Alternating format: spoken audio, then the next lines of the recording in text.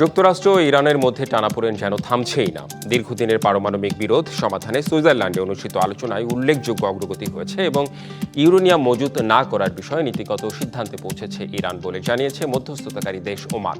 Omani পররাষ্ট্রমন্ত্রী আরও বলেছেন, ইরান কখনোই সমৃদ্ধ ইউরেনিয়াম মজুত করবে না বলে কথা দিয়েছে। এদিকে আলোচনা নিয়ে অসন্তুষ্টির কথা জানিয়েছে ট্রাম্প। দীর্ঘদিনের পারমাণবিক বিরোধ শেষ পর্যন্ত পূর্ণাঙ্গ চুক্তিতে রূপ নেয় কিনা সেদিকেই এখন নজর আন্তর্জাতিক মহলের।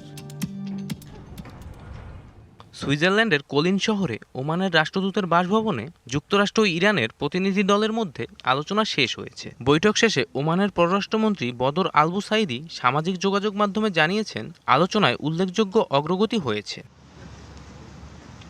এদিকে ইরানের পররাষ্ট্রমন্ত্রী আব্বাস আরাকচি বলেছেন, আলোচনাটি সাম্প্রতিক সময়ের ফলপ্রসূ আলোচনার মধ্যে একটি। তিনি জানিয়েছেন, এক সপ্তাহেরও কম সময়ের মধ্যে পরবর্তী দফা বৈঠক অনুষ্ঠিত হবে।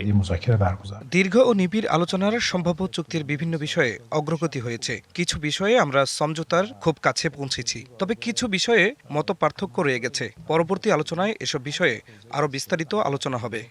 কালার এক্সপার্ট ডার্ক স্যাপ এবং মাইল্ড অন হ্যান্ডস টেকনোলজি সমৃদ্ধ অরিক্স অ্যাডভান্স ডিটারজেন্ট পাউডার, আপনার লন্ড্রি এক্সপার্ট।